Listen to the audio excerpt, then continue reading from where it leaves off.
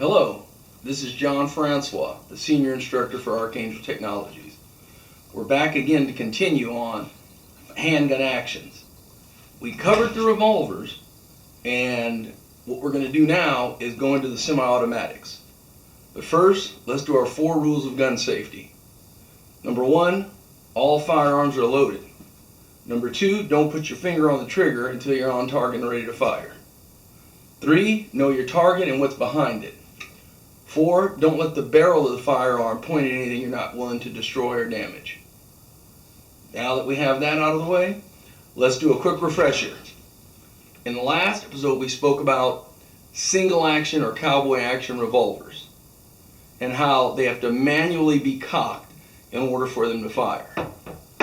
Then we moved on to modern revolvers and how they can be fired with the hammer down in double action. Each movement of the hammer is considered an action. So when you initially pull the trigger, the hammer comes back. When it goes forward, that's the second action. So that's double action.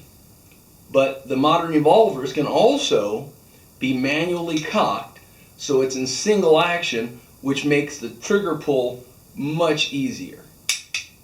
And so now that we had that quick refresher, let's move on to the double single action semi-automatic. Now, we've covered the parts. What we're going to talk about now is the action of a double single action.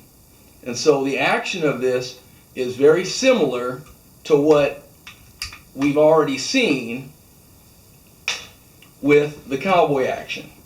It's the modern revolver and the cowboy action. Cowboy action is single only. Single action. The modern is single double or double single.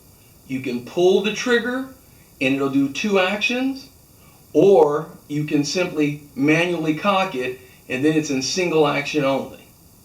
So with the modern all metal frame double single action, what happens is it has a hammer and it has a hammer spur, just like the revolvers. The difference is the Beretta 92 series have a feature called a decock. Some people use it as a safety. I don't, because it's simply meant to lower the hammer safely onto the firing pin without it causing the firearm to go off. So it is considered a decocker. So this is the state which is usually carried in. Round in the chamber, decocker off, hammer down, and just like the modern revolvers, what you're going to have is a first trigger pull is going to pull the hammer back, and then when it releases, that's your second action. So first action is back, second action is forward. So double action, but it's a double single action pistol.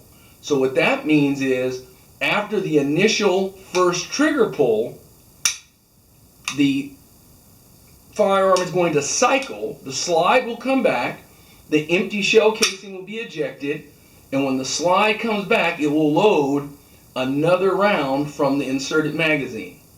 And then from that point on, with the hammer back, it is in single action. And each round subsequently will be in single action until you stop firing and decock it, and then it will start over again. Now, they do make these same type of pistols. Smith & Wesson has double single action.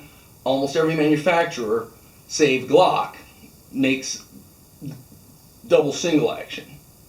But what you can count on is that when you're using these firearms, you're going to be able to fire in single action. And so you can manually cock it if you choose, if you want that lighter trigger pull and a bit more accuracy. And so, once again, it's a double action. The first round you fire, the hammer goes back, then forward, and then it cycles, and it actually cocks the hammer for you.